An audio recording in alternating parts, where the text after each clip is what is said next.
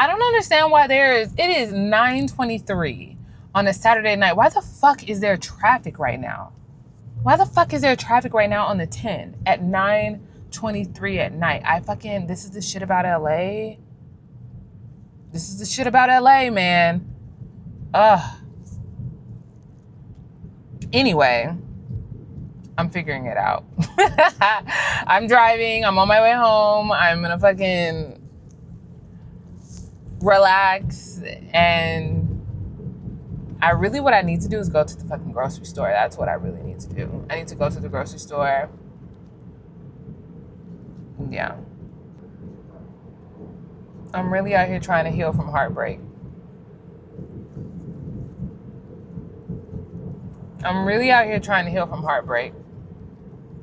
And you know what's crazy is I really be breaking my own heart.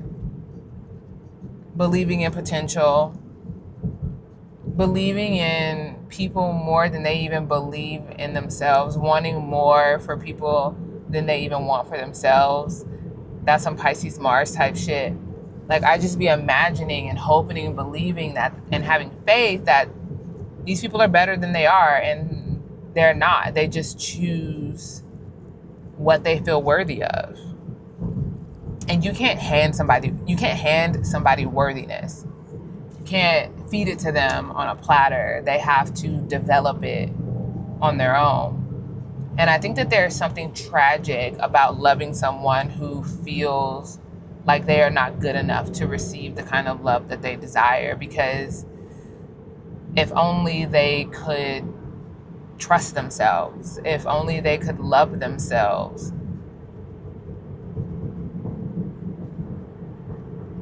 You know, and then I could love them, and then we could love each other, but like, that's not how it happens. And so I'm having to evaluate my own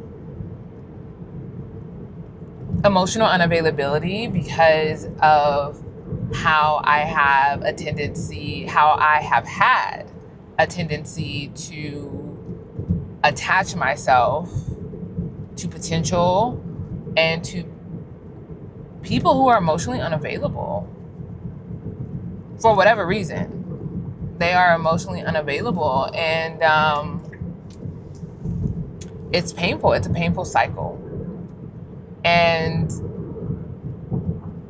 you know, I read this Substack article about how, trying to waiting for an emotionally available person to become available is like self-harm, or like trying to, something about basically it being a form of self-harm to like hope and pray and wait and try to be loved and chosen by someone who's emotionally unavailable. Like, that's an act of self-harm. And to be quite honest, as someone who for the past couple of years have been attached to somebody who is deeply emotionally unavailable, it is self-harm. I feel like I need to forgive myself for believing that they would become a better person. I feel like I need to forgive myself for believing in the potential that I imagined. Bitch, it gets crazy over here with all this Pisces energy. I just got one planet in Pisces. It's really all I need. I could not handle more. Oh my God, I could not have more Pisces placements. My God. I already have a Scorpio moon and a Cancer Jupiter. So we're really deep in the water streets, in the astrological water streets. It's really deep over here. But yeah, I do feel like trying to love an emotionally unavailable person is a form of self-harm. They don't even love themselves.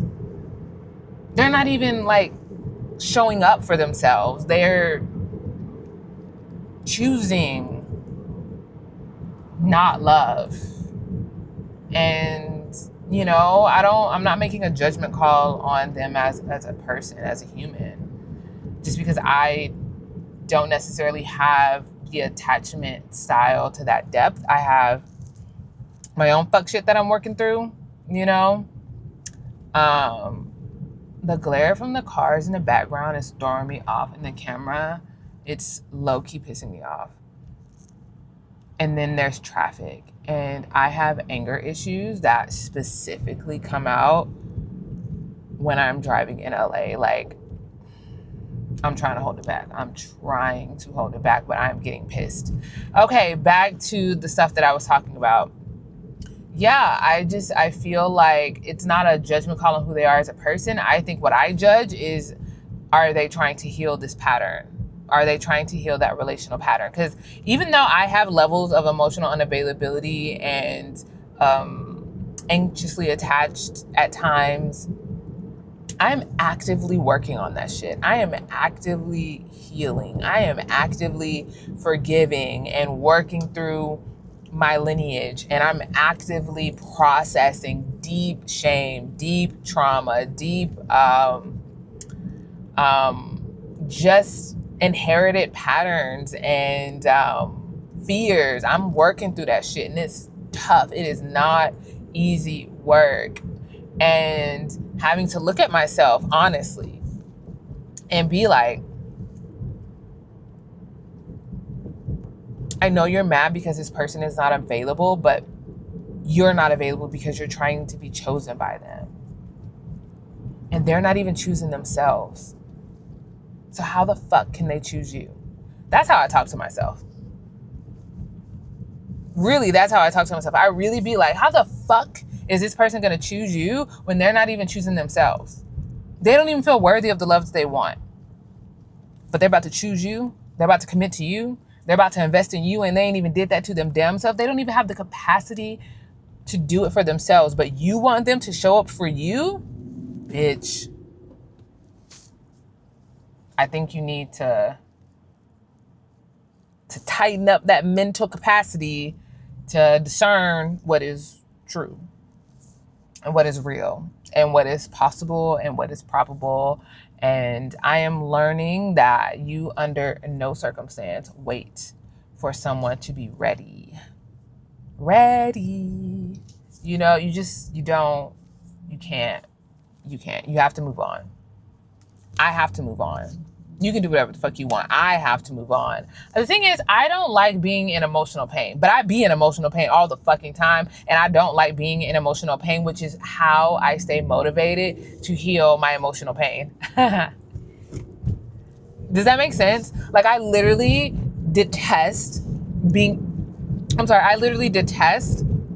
type of emotional suffering that I experience. And as a Scorpio moon, I be suffering, emotionally speaking. And I despise that shit. And because I hate being in emotional pain, I feel very motivated to heal that shit. I'm like, all right, well, two types of pain, bitch. The pain of healing or the pain of staying the fuck the same. So I'm always going to choose the pain of healing, because then I know I won't. Then I know that there's a time frame. Then I know that there's a way out. I hate choosing the same shit over and over again, expecting a different result, which is a form of insanity. I don't like that shit. When I'm too attached to a man and I'm not getting shit, I don't like that shit. That shit don't feel good to me. That don't feel comfortable. Immediately, I'm like, how the fuck do I eject this person out of my spirit? How do I cut the relational contract? How do I end our correspondence in every fucking life? I get pissed because I'm like, you don't want me? You don't want me? All right, bitch.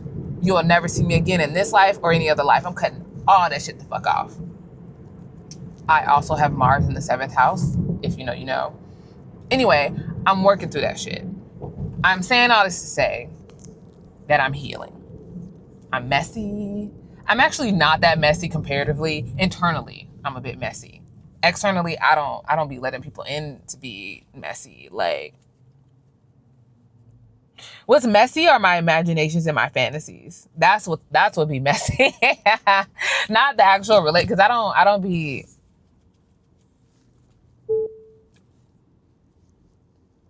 like being attached. Well, you know, I think I would like being attached. I don't think I like being attached to people who aren't equally as attached to me. That's what it is.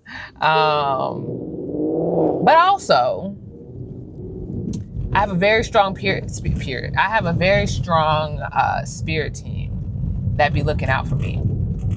You know, because as a person that is in the process of healing, which means I'm not fully healed and who knows if I'll ever be. But as someone who was not as healed as I am now, I definitely really, really, really wanted people that were not good for me.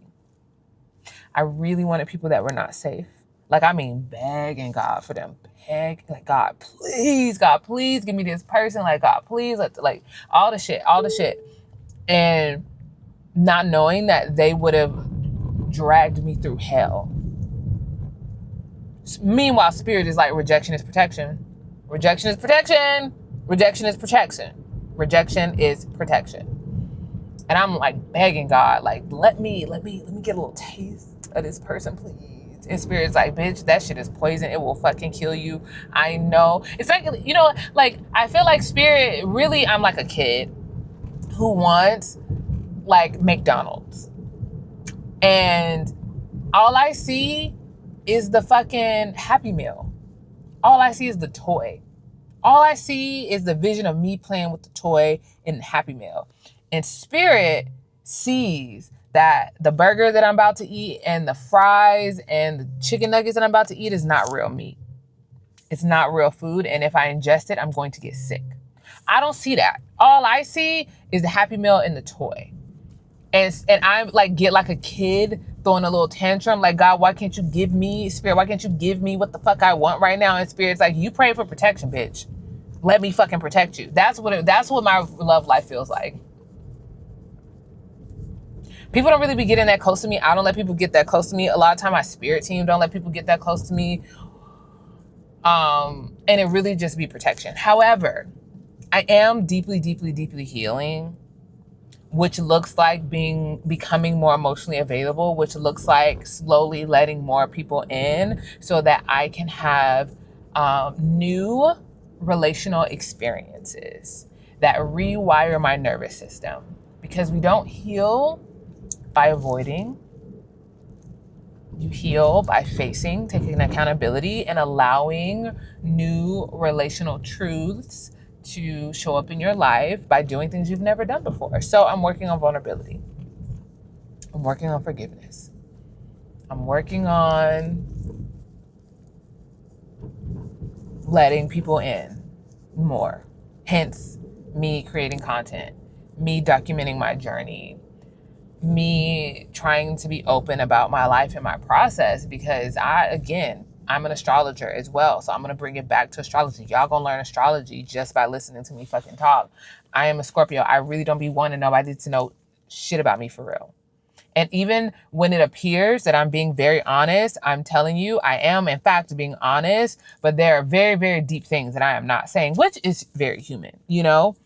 But I want to have true, genuine intimacy. I don't want that fake shit. And in order for me to experience true, genuine intimacy, I have to be open. And I have to be willing to be seen. The mess and the glory.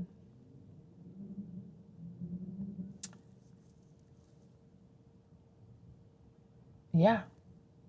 So that's what I'm working on right now in my life, personally speaking. I see you when I see y'all.